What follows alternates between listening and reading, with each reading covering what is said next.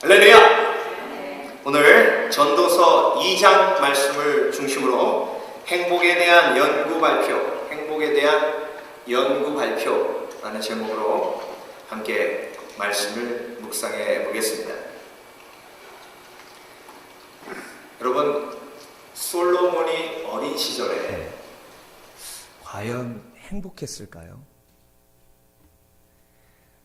아이고 목사님, 솔로몬이 어렸을 때 얼마나 행복했겠습니까? 왕궁에서, 그것도 아버지가 다윗인데 믿음의 사람 다윗이 솔로몬을 얼마나 사랑해 줬겠습니까? 그런데 왜 뜬금없이 솔로몬이 어렸을 때 행복했겠냐라는 질문을 하십니까? 그런데 여러분, 이게 선입견이 중요한 게요, 왕자라서 무조건 행복한 건 아닙니다. 자, 그렇다면 솔로몬이 과연 행복했을까 한번 생각을 해보죠. 일단 솔로몬은 왕자였지만 왕위 계승서열 10위였습니다. 솔로몬의 형들 암논, 다니엘, 압살롬, 아도니아, 스바냐, 아드르암, 시므아, 소밥, 나단 다음에 솔로몬이었어요. 그리고 다윗이 6 아들은 6명의 다른 와이프를 통해서 낳았지만 밧세바를 통해서는 4명의 아들을 낳았습니다. 시므아, 소밥, 나단, 솔로몬인데요, 밧세바의 소생 중에서도 막내였습니다. 4번째 아들이었어요. 그런데 솔로몬이 11살 때 3번째 형 압살롬이 반란을 일으켰습니다. 아버지를 죽이고 왕위를 찬탈하려는 반란을 일으킨 겁니다. 그 상황을 성경을 통해서 잘 보면 압살롬은 다윗의 모든 다른 와이프들과 가족들을 함께 멸족시키려고 쫓아다녔습니다. 자, 11살 된 솔로몬이 도망자 신세가 되어 아버지와 함께 형 압살롬이 우리를 죽일지도 모르는 그 상황 속에서 도망다니며 살았던 것입니다. 그러고 나서 요압 장군이 압살롬을 죽이고 나서 승전하여 예루살렘으로 돌아오는데 아버지는 왕궁에서 압살롬아, 압살롬아 하며 슬피 우십니다. 그 울음소리를 백성도 들었는데 솔로몬은 듣지 못했겠습니까? 아버지가 형의 죽음을 애도하며 가슴 아파 우는 그 모습을 보며 솔로몬이 무슨 생각했겠습니까? 아버지는 이스라엘의 왕이신데도 안 행복하시군요. 압살롬 형이 누굽니까? 암논 형을 죽인 사람 아닙니까? 그 아들이 뭐가, 우리를 죽이려고 했는데 그 아들이 뭐가 아까워서 저렇게 우십니까? 아버지, 나는 만약 왕이 되면 아버지 같이는 살지 않겠습니다. 그때가 솔로몬 11살이었는데요. 솔로몬이 아버지가 자기를 특별히 사랑하는 줄 알면서도 주위 형제의 시기의 질투 때문에 왕궁에서 그냥 조용히 고개 숙이고 지낼 수밖에 없었습니다. 솔로몬이 21살 되던 해에 요압 장군이 앞장서서 아버지 다윗이 심히 기력을 잃고 약해진 것을 틈타서 아도니아를 왕으로 세우기 위해 예루살렘 밖에서 쿠데타를 일으킵니다. 그때 요압 장군이 제일 경계했던 대상이 누구냐면 솔로몬이었습니다. 요압이 여러 가지로 생각합니다. 어떻게 하면 다윗과 솔로몬의 사이를 갈라놓을까? 어떻게 하면 다윗과 솔로몬의 관계를 갈라놓아서 다윗이 솔로몬을 미워하게 만들고 솔로몬이 다윗을 미워하게 만들고, 그래서 내가 미는 아도니아가 왕이 될 수 있을까? 여러분, 그 방법 중에 제일 좋은 방법이 바로 이겁니다. 밧세바의 전 남편 우리아를 전장터에 나가서 죽게 만든데 사용한 사람이 바로 요압입니다. 그러니까 요압은 다윗이 우리아를 죽인 것을 잘 알고 있었습니다. 요압이 하루는 솔로몬을 불러서 이렇게 얘기합니다. 솔로몬아, 삼손 얘기 잘 들어라. 비밀을 한 가지 얘기해 주겠는데 이건 내가 죄책감에 시달리다가 너한테 꼭 얘기할 수밖에 없어서 하는 이야기다. 원래 너희 어머니 밧세바는 너희 아버지의 와이프가 아니었다. 우리아라는 충신의 정말 충성스러운 장군의 와이프였다. 그런데 하루는 너희 아버지가 날 부르더니 전장의 맨 앞에 세워서 죽이라고 하더라. 네가 이 세상에서 가장 사랑하는 그리고 존경하는 내 아버지가 나에게 그 일을 시켜서 나도 왕의 명령이기에 순종해서 그를 죽였다. 그 사실을 너의 어머니 밧세바도 알고 있다. 여러분, 솔로몬 마음속에 분노가 막 솟아오릅니다. 내가 이 세상에서 가장 사랑하고 존경했던 아버지가 어떻게 그런 인간 이하의 짓을 할 수 있나? 그런데 중요한 건요, 방황도 할 수 없습니다. 왜? 자기가 방황해서 다른 형이 왕이 되면 우리 어머니의 목숨이 위태할 수도 있기 때문입니다. 그 모든 아픔을 가슴에 안고 솔로몬은 왕이 되며 왕좌에 앉으며 결단하는 것이 있습니다. 그것이 무엇이냐? 나는 아버지와 같이 살지 않으리라. 그래서 오늘 본문은 1절에서 이렇게 시작합니다. 나는 마음속으로 이렇게 다짐하였다. 쉬운 번역입니다. 자, 이제는 쾌락을 누리리라. 그래서 내 인생을 마음껏 즐기리라. 이렇게 솔로몬이 결단하고 왕이 되었다는 것입니다. 그러니까 그게 뭐예요? 나는 아버지같이 행복하지 않게 살지 않을 거라는 겁니다. 나는 이스라엘의 왕이 됨과 동시에 행복하게 즐겁게 살 거라는 겁니다. 그래서 아버지처럼 다른 남자의 여자를 빼앗아 오는 일을 하지 않고 다른 남자가 이쁜 여자 채가기 전에 미리 1000명을 그냥 갖다가 왕궁에 갖다 놓겠다는 겁니다. 여러분, 솔로몬의 삶을 보면은요, 정말 다윗과 정반대의 모습들이 너무너무나 많습니다. 처음부터 르호보암을 세자로 딱 앉혀가지고요, 왕권에 대한 싸움이 전혀 없도록 만들었습니다. 얼마나 다윗의 그 삶을 보면서 지긋지긋하고 죽고 죽이는 그 모습 때문에 한이 됐다면 솔로몬이 그렇게 했겠습니까? 그래서 여러분, 솔로몬은요 21살의 왕이 돼서 61살까지 살았습니다. 그 40년 동안 솔로몬이 행복하게 살기 위해서 엄청난 연구를 했습니다. 그래서 그 연구 결과가 사실 오늘 전도서 2장에 나와 있는 겁니다.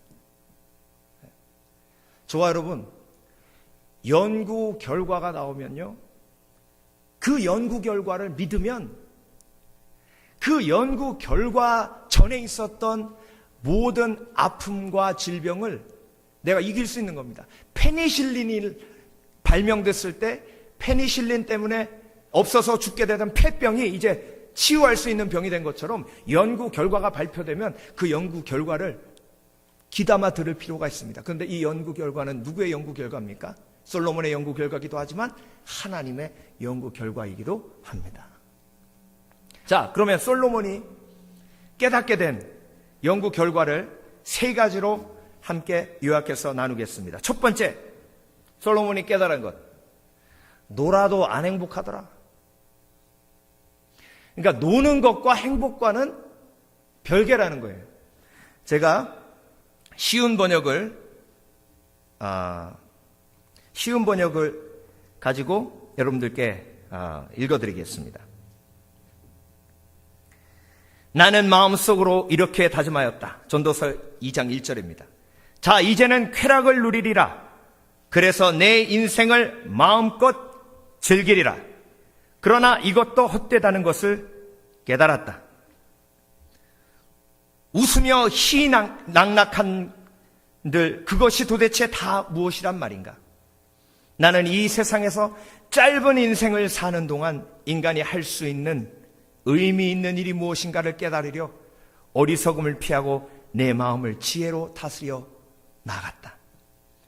그러나 한편으로는 포도주로 육신의 쾌락을 누리는 방법도 궁리해 보았다.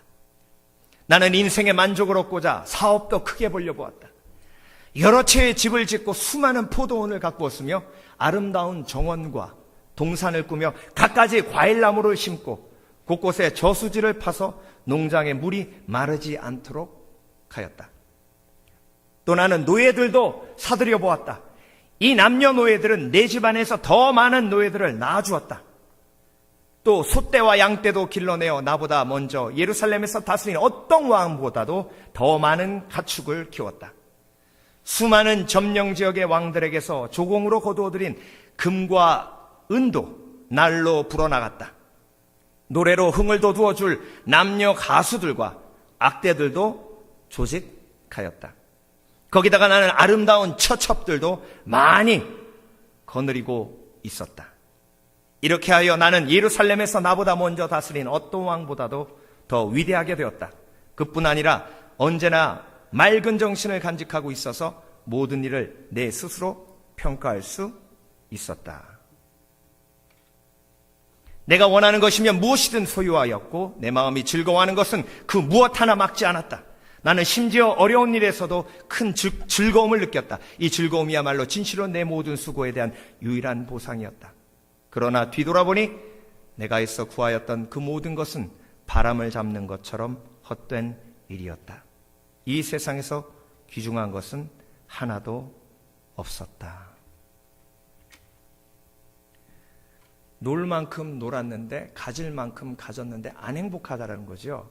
여러분, 헛되고 헛되다라는 말, 히브리어 원어로 거품, 빈 것이라고 표현을 드렸습니다. 그러니까 한참 놀고 막 즐겁게 웃고 떠들고 딱 왔는데 마음이 텅 비어 있는 거예요. 여러분, 그런 거 경험해 보셨습니까? 정말 사람들이 정말 부러워하는, 아무나 갈 수 없는 그런 곳에 갔다 왔는데도 내 마음이 텅 비어 있는 거예요.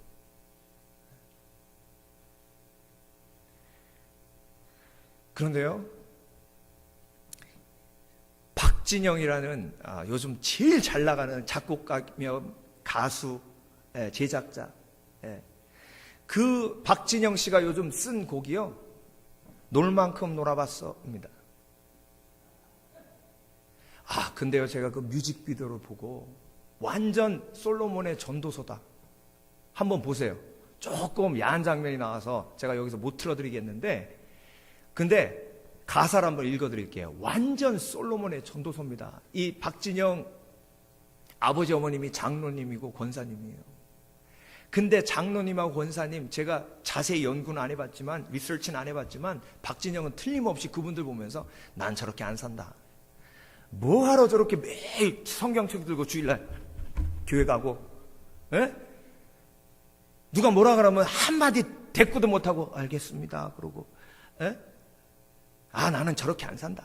남자가 술도 쫙 퍼마실 줄 알고, 그리고 돈도 팡팡 써볼 줄 알고 그래야지. 틀림없이 그러고 자랐을지도 모르겠어요. 자, 놀 만큼 놀아봐서 박진영의 신곡 가사. 나 놀 만큼 놀아봤어. 나 놀 만큼 놀아봤어.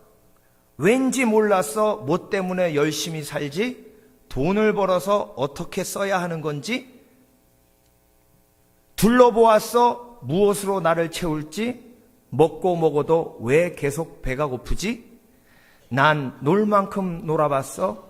또 벌 만큼 벌어봤어. 예쁜 여자, 섹시한 여자 함께 즐길 만큼 즐겨봤어? 결국엔 또 허전했어?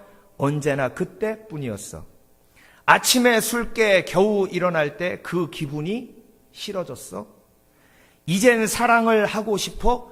베이비?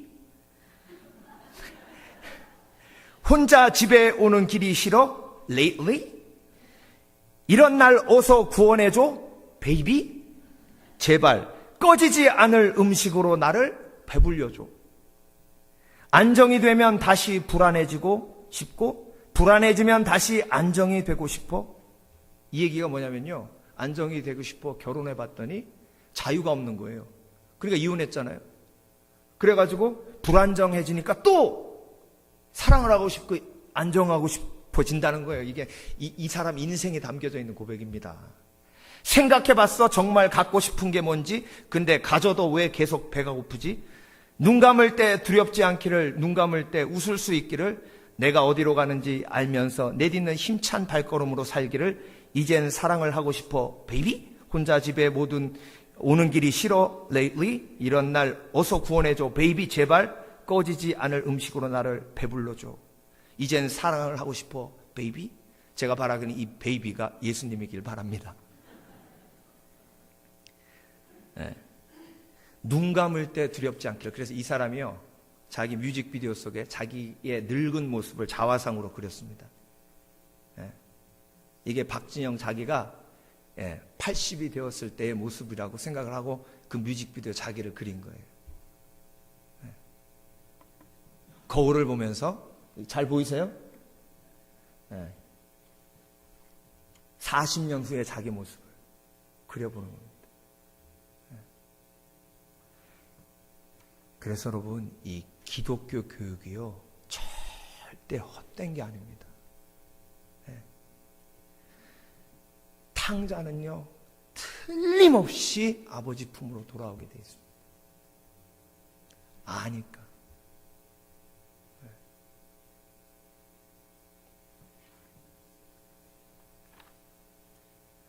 그러니까 여러분, 여러분들도 경험해 보셨잖아요. 고스톱 쳐가지고 15만 원 땄어요. 그러면 너무 행복하셨습니까? 저 사람 눈빛이 개편 달라는 눈빛이다. 야, 이랬어도 기분 좋게 있어야지 왜 이렇게 인상을 쓰고 있어? 나도 마음이 불편하고요. 이러면 더 마음이 불편하고. 제가 학원 강사할 때요, 아침 9시 클래스에 오는 친구들은 백수입니다. 새벽 강의 오는 친구들은 일 나가는 친구들이고요, 아침 9시 클래스 오는 친구들은 백수입니다. 근데 한 친구가 그렇게 얘기하는 거예요. 선생님, 다 백수의 비애가 있습니다. 제일 괴로울 때가 어느 때인지 아십니까? 어느 때인데? 밤새도록 친구하고 고스톱 치고 새벽 꼴딱 세우고 아침 7시에 집에 가려고 딱 나오면 아침에 직장에 출근하는 사람들 막 제 앞으로 지나갑니다. 그러면 속에서 너는 쓰레기다 라는 음성이 들립니다. 그때 너무 괴롭습니다.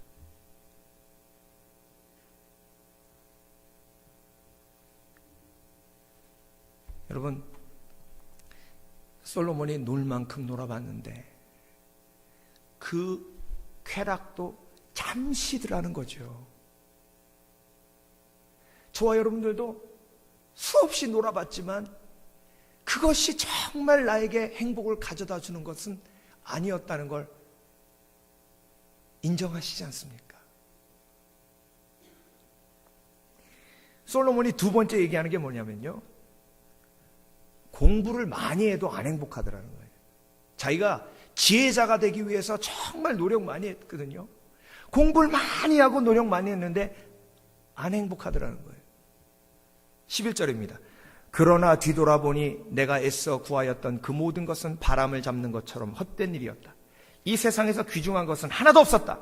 그래서 나는 슬기로움을 망령됨이나 어리석음과 비교하기 시작하여 지혜가 어리석음보다 더 귀함은 빛이 어둠보다 더 귀한 것과 같다는 결론에 이르렀다.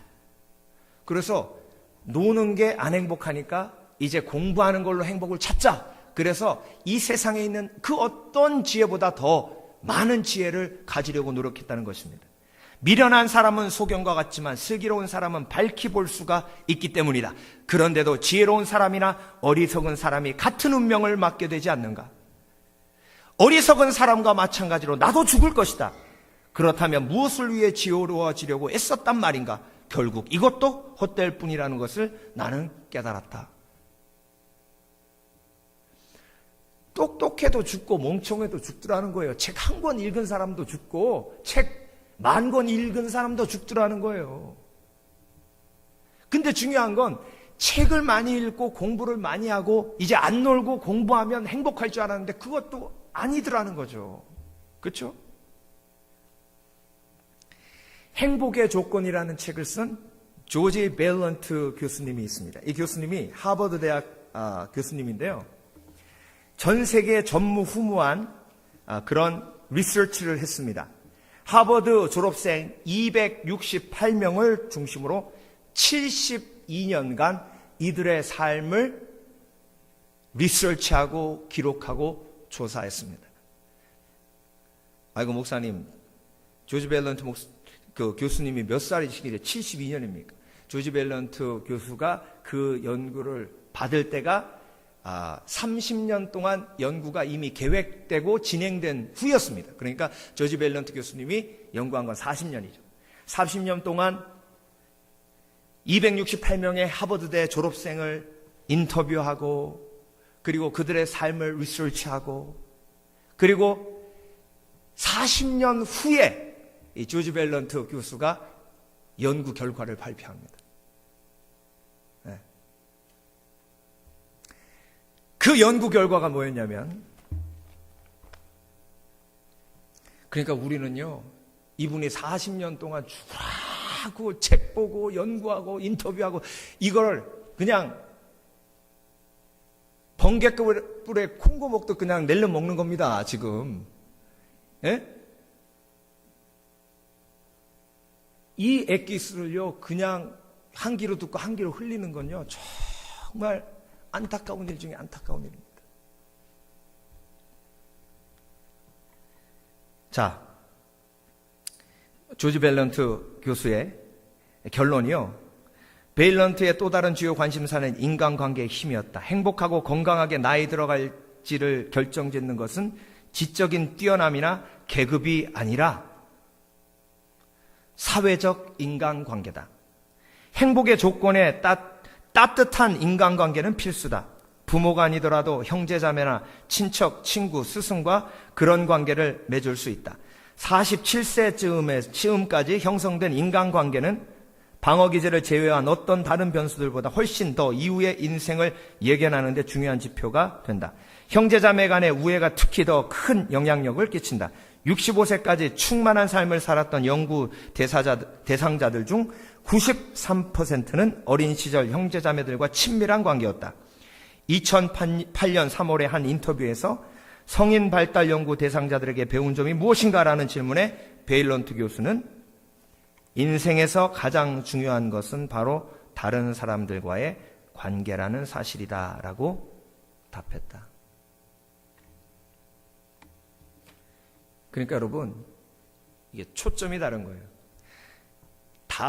다윗을 보니까 솔로몬이 안 행복했거든요. 그러니까 아버지 안 행복한 다윗의 삶에 반대로 살면 행복할 줄 알았어요. 그래도 그게 아닌 거죠. 여기서도요, 내가 보기에 우리 엄마는 안 행복했어. 그래서 나는 우리 아버지 같은 사람 안 만나고 그 반대인 남편 만날 거야. 그래서 만난 분도 계실 거예요. 안 행복한 사람 반대로 한다고 해서 행복한 게 아니라는 거죠. 솔로몬이 놀면 놀수록 계속해서 깨어지는 건 관계입니다. 놀면 놀수록 관계가 좋아져야 되는데 같이 노는 사람하고는 관계가 좋아질지언정 그 노는 것 때문에 피해받는 주위 가족들은 힘든 거예요. 그러니까 여러분, 내가 마시고 즐기고 놀아서 나는 좋지만 그것 때문에 관계가 깨진다면 그건 나를 행복하게 해주는 게 아닙니다. 그러니까 이 초점이 달라져야 된다는 거예요. 솔로몬의 행복에 대한 연구 결과를 바라보면서 배우면 배울수록, 알면 알수록 관계가 더 좋아져야 되는데요. 알면 알수록, 배우면 배울수록 더 교만해져가지고 판단하고 정죄하니까 관계가 더 안 좋아지는 거예요. 차라리 무식한 게 나아. 알면 더 판단하고 정죄하니까. 그래서 여러분, 성경 말씀을 알면 알수록 예수님을 닮아가야 될 줄 믿습니다. 그래야 그 지식이 나를 행복하게 하는 거죠. 네. 그래서 하버드를 졸업해도요, 287명 중에 마약 중독된 사람도 있고요. 그리고 결혼 생활 파탄이 일어서 폐인이 된 사람들도 있고요. 인생에 경험할 수 있는 모든 다양한 종류의 사람들이 다 나왔다는 걸 아셔야 됩니다. 그러니까 결국은 287명 하버드대 졸업생이 표본이지만 그 하버드대 졸업생이라는 그 말이 별 의미가 없다는 거예요. 그래서 여러분, 솔로몬의 연구 결과 발표를 우리가 보면서 우리의 가치가 관계로 옮겨가야 될 줄 믿습니다. 그것이 나의 주변 사람들과의 관계를 빌드업하는 거면 그건 나에게 행복의 요건이 되는 겁니다. 그런데 그것 때문에 주위 사람들과의 관계가 깨진다면 그건 내가 버려야 할 거예요.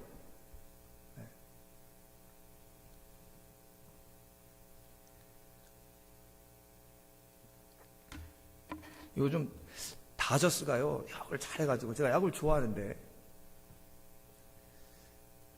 궁금해요. 이 다저스가 이겼나 안 이겼나. 그래서 자꾸 야구 생각을 하고 이걸로 막 야구 이렇게 찾고 있으니까 집사람이 뭐라고 해요. 지금 목사가 뭐 하는 거냐고. 그럼 목사는 야구 보지 말라는 거냐고. 근데 오늘 말씀을 준비하면서 돌아보니까 그게 나의 코릴레이션십을 빌드업하는 거에 도움이 안 되면, 그렇죠? 그건 나를 행복하게 하는 게 아니라고요. 그럼 목사님의 취미도 하지 말라는 겁니까? 그건 여러분의 결정이에요. 놀 만큼 놀아봤어. 이거 할 때까지 기다려주는 사람이 없어요. 근데 그걸 누가 기다려줍니까? 놀 만큼 놀아봤어. 할 때까지 기다려주는 여자가 없어요. 남자가 없어요. 그러니까 연구 결과 보고 깨닫고 돌아서는 게 지혜입니다. 그래서 여러분, 모든 포커스가 나에서 우리로 가야 행복한 줄 믿습니다. 오늘 본문 전도서 2장에는요, 나, myself 라는 말이 59번 나옵니다. 몇 번 나온다고요? 59번.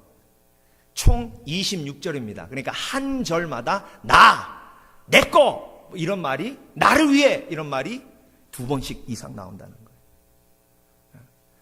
그러니까 허무한 거예요. 처음부터 끝까지 나만을 위해 살면 너무나 허무합니다. 그러니까 솔로몬의 연구 결과 발표를 보면서 우리가 깨달아야 할 건요, 나는 하나고 공동체 속의 일원이고 가족의 일원이라는 사실을 깨달아야 행복한 겁니다. 그게 관계 중심의 삶입니다. 좀 구체적으로 말씀드릴게요. 구체적으로. 꼭 선물을 해야 될 상황이 있습니다. 꼭 내가 밥을 사줘야 할 상황이 있습니다. 그런데 꼭 밥을 사줘야 할 상황에 밥을 안 사주면 그 사람도 기대치가 있기 때문에 관계가 좋아지지 않습니다. 꼭 밥을 사줘야 할 상황은 밥을 사줘야 됩니다. 꼭 선물을 해야 될 때는 선물을 해야 됩니다. 왜? 그 돈보다 관계가 우선이기 때문에 그래요.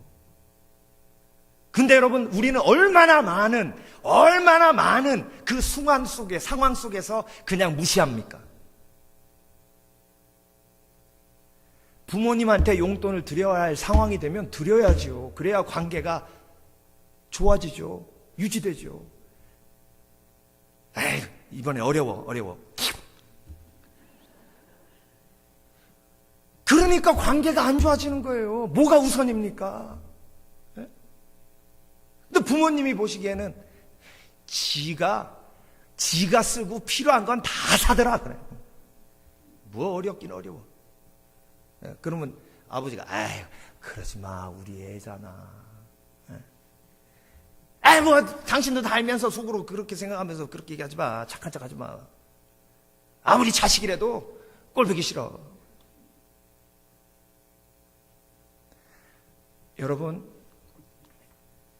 이 관점은요, 내가 관계를 선택하느냐, 돈을 선택하느냐, 이 갈등은 주님 품 안에 안기는 그날까지 있습니다.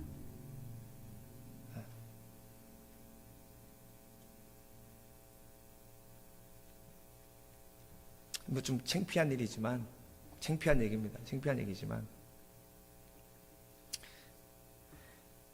명절날 우리 큰아버지 집에 갔는데요. 우리 아버지가 제가 먼저 가고 나중에 오셨어요. 근데 친척들이 수근수근 하는 소리가 들리는데 나중에 와놓고 그냥 딸랑 저거 술 한 병 사갖고 와. 아이고 저 쫌생이. 나 그래서 가가지고 한번 항해. 저것도 비싸요 뭐 이렇게 항의하고 싶었어요. 우리 아버지니까.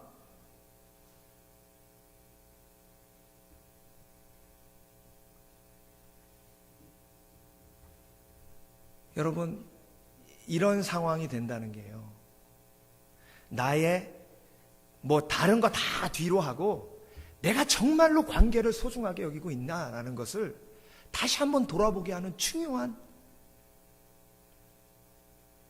삶의 모습입니다.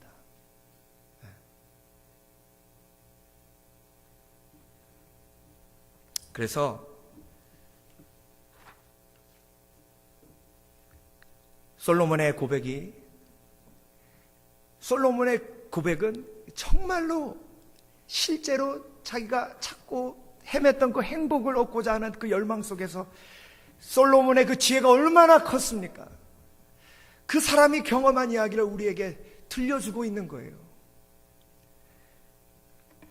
마지막으로 세 번째, 솔로몬이요, 행복을 리서치해보고, 자 보세요.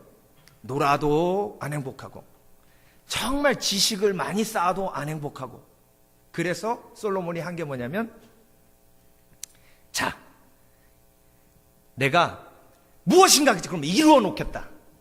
그래서 정말 열심히 일했습니다. 내가 이 세상에서 수고하여 거둔 모든 것들을 다른 사람에게 넘겨주고 떠날 수밖에 없다는 사실이 참으로 괴롭다. 게다가 내 뒤를 이을 사람이 지혜로운 사람인지 어리석은 사람인지 그 누가 안단 말인가.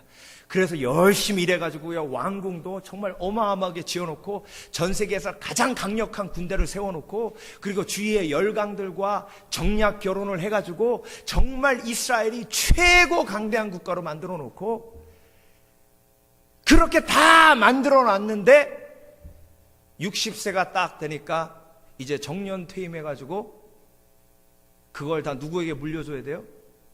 아들한테. 네. 아이고 목사님, 아들한테 물려준데 왜 허무하대요? 그러게요. 근데 오늘 본문에 나온 것처럼 르호보암이 그걸 더 부강하게 만들지, 그걸 다 말아먹을 놈인지 모르겠다는 거예요. 그러니 또 그것 때문에 불안하니까 평안이 없는 거예요. 여러분, 결과적으로 보면 르호보암이 다 말아먹은 왕입니까? 아니면 더 부강하게 만든 왕입니까? 말아먹었잖아요. 나라를 두 동강하게 만들었잖아요. 남왕국, 유다, 북왕국, 이스라엘이 르호보암 때 일어난 일이에요. 그러니까 결국 솔로몬이 이루어 놓은 그 부귀영화와 강대한 이스라엘의 꿈은 르호보암 때 깨지고 맙니다. 그러니까 이루어 놓아도 안 행복한 거죠. 그런데 정말 르호보암을 관계로 아들아, 다윗처럼 아들아. 다윗은요, 시편 23편을 장례식에서 읽으면요, 완전 퍼펙트입니다. 시편 23편 본문은요, 장례식에서 낭독하기에 가장 좋은 시입니다. 여호와는 나의 목자시니 내게 부족함이 없으리로다 하고 내가 여호와의 집에 영원히 거하리로다 하고 끝납니다. 그러니까 다윗의 시편 23편은요, 다윗이 죽기 전에 쓴 시예요. 솔로몬이 보기에는 고통과 아픔 투성이었고 행복하지 않은 삶이었지만 시편을 보세요. 다윗은 뭐라고 고백했습니까? 여호와는 나의 목자시니 내게 부족함이 없으리로다. 솔로몬이 보기에는 정말로 고난의 연속인 삶이었지만 다윗 속에서 행복하다는 거예요. 다른 사람들이 다 부러워해도 난 안 행복해 하면 안 행복한 거고요. 다른 사람이 다 불쌍하게 여겨도 난 행복해 하면 행복한 거예요. 그러니까 결국 여러분, 행복에 대한 연구 결과 발표는요, 솔로몬은 여기서 끝나야 됩니다. 왜? 더 이상 알지 못하니까. 그래서 우리는 누구의 행복 연구 결과를 봐야 되냐면 예수님의 행복 연구 결과를 봐야 됩니다. 그래서 요한복음 14장으로 가야 돼요. 요한복음 14장이요, 15장이 행복의 결정체예요. 행복에 대해서 말씀하시는 예수님의 핵심이 요한복음 14장, 15장에 기록되어 있습니다. 네. 자, 보세요. 요한복음 14장 1절이 이렇게 시작합니다. 너희는 마음에 근심하지 말라. 하나님을 믿으니 또 나를 믿으라. 그러니까 솔로몬은 뭐예요? 놀아도 근심이 있고 지식이 있어도 근심이 있고 뭘 이루어 놓아도 근심이 있는데 근심이 있으니까 허무하고 안 행복한 거예요. 근데 예수님은 너희는 마음에 근심하지 말라. 근심 안 하는 방법이 뭐예요? 하나님을 믿으니 곧 나를 믿으라. 그러니까 결국은 이 한마디로 행복 시작이에요.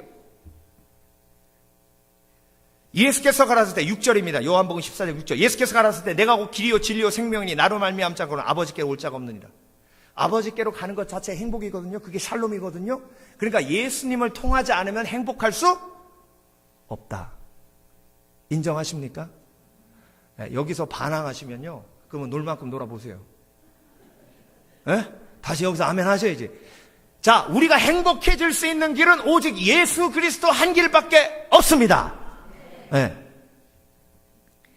자, 그 다음에 27절에 뭐라고 하셨냐면 평안을 너에게 끼치노니 나의 평안을 너에게 주노라. 그 평안이 뭐예요? 행복이에요. 샬롬. 네?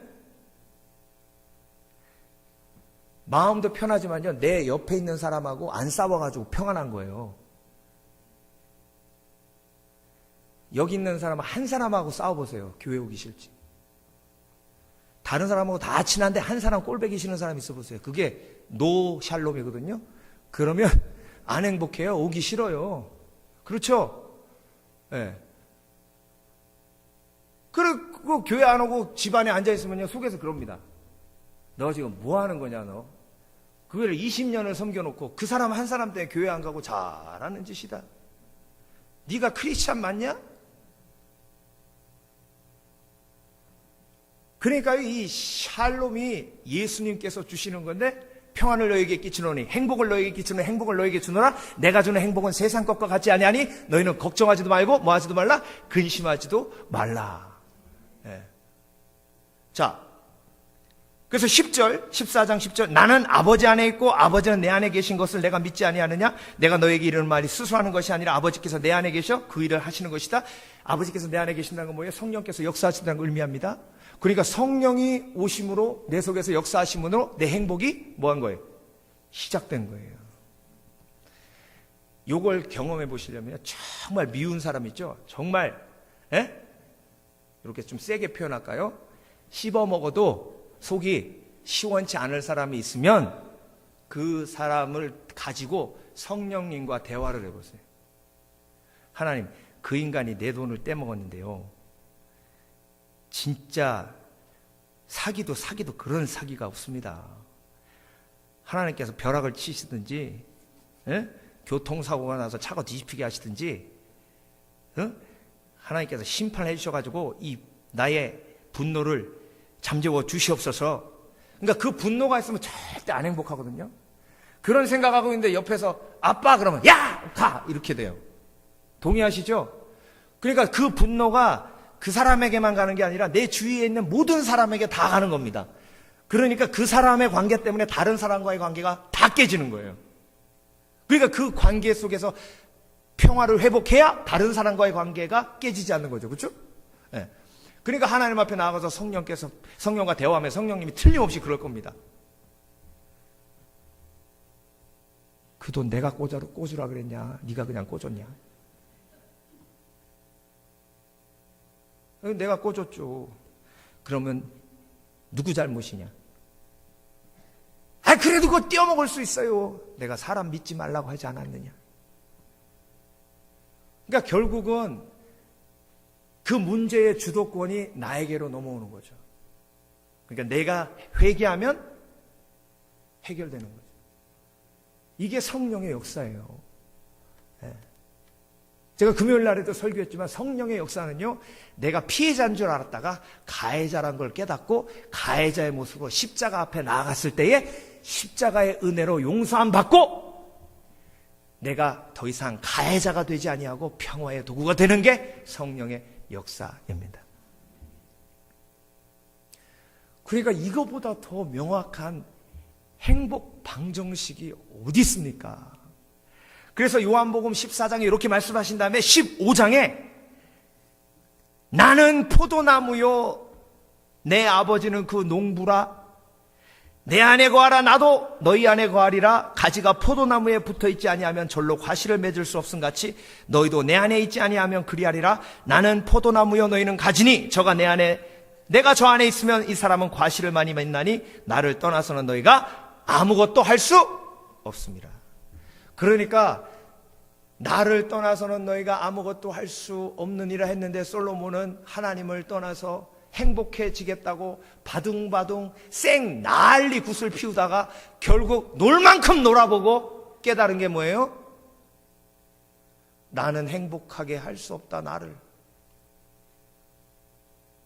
그러니까 여러분 우리에게 복음서가 있다는 게요 정말 큰 축복 중에 축복 중에 축복 중에 축복입니다.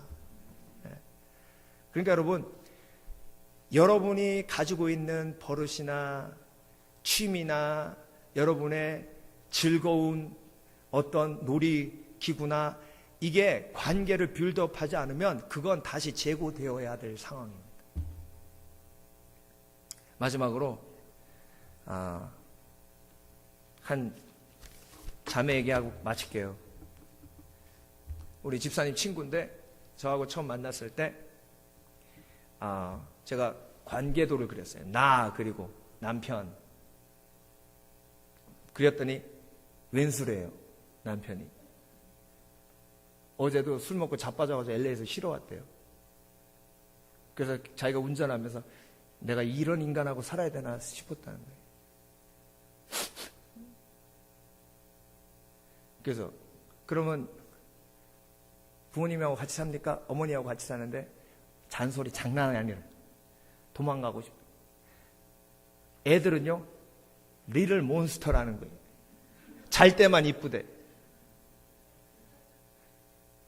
그러면 또 가족이 어떻게 됩니까? 시스터 한 명 있는데 한마디로 싸가지가 없대요. 딱 그 얘기 하는데 눈물이 펑 터져가지고 우는 거예요. 그래서 제가 왜 우세요? 그랬더니 다 저 사람들 때문에 내가 안 행복한 줄 알았는데 나 때문에 저 사람들이 안 행복한 건 줄 알았어요. 이제 막 울더라고요. 그게 참 마음밭이 좋은 거예요. 그 사람이. 그 그림만 그려줘도 그렇게 은혜를 받아요. To make a long story short,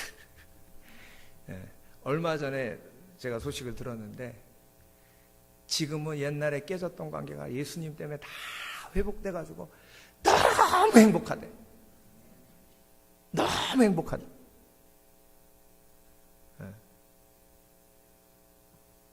그러니까 결국은요, 행복은 관계 속에 있습니다. 제가 누차 말씀을 드리지만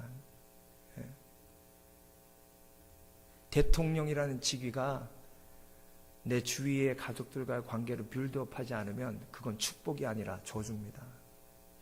사장이라는 자리가 내 주위에 있는 가족들의 관계를 빌드업하지 않으면 그건 축복이 아니라 저주입니다. 여러분들 통장 속에 있는 10만 불이 주위 사람들과의 관계를 빌드업하지 않고 주위 사람들과의 관계를 깨면 그건 저주입니다. 그래서 돈을 사랑하는 것이 일만하게 뿌리라 하신 이유가 돈을 사랑하면 관계가 다 깨지기 때문에 그렇습니다. 사람을 사랑해서 돈을 도구로 사용하면 관계를 빌드업할 수 있는 정말 좋은 도구가 됩니다. 밥 한번 사줘 보세요. 중고등부 애들 행사할 때 피자라도 몇 판 사줘 보세요. 걔네들 90도로 인사합니다. 지금 어떻습니까? 그러고 경배예요, 경배. 자, 여러분, 솔로몬의 연구 결과 발표 참으로 허무합니다. 그렇지만 예수님의 행복에 대한 연구 발표는 진리인 줄 믿습니다. 요한복음 14장 15절.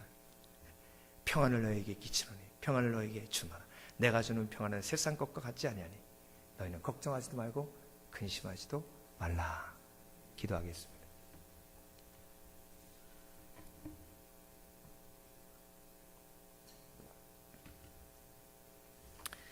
하나님, 행복이 뭔지 모르고 그냥 살았습니다. 그런데 하나님, 놀 만큼 놀아봤다는 사람의 고백이 부러우면 내 마음에 죄악이 가득한 것 아니겠습니까, 주님? 놀 만큼 놀아보지 못해서 내가 불쌍한 것이 아니라 내가 참된 진리를 믿지 못해 죄악 속에 있는 것이 불쌍한 것 아니겠습니까, 주님? 오늘도 인생의 참된 의미를 가르쳐 주신 예수 그리스도를 기억하며 예수님 안에서 참된 평화를 누리며 관계가 회복되는 기적을 체험하고 그래서 하나님 앞에 영광 돌리게 하여 주시옵소서. 오늘도 우리 가운데 역사하신 예수 그리스도 이름으로 기도합니다. 아멘.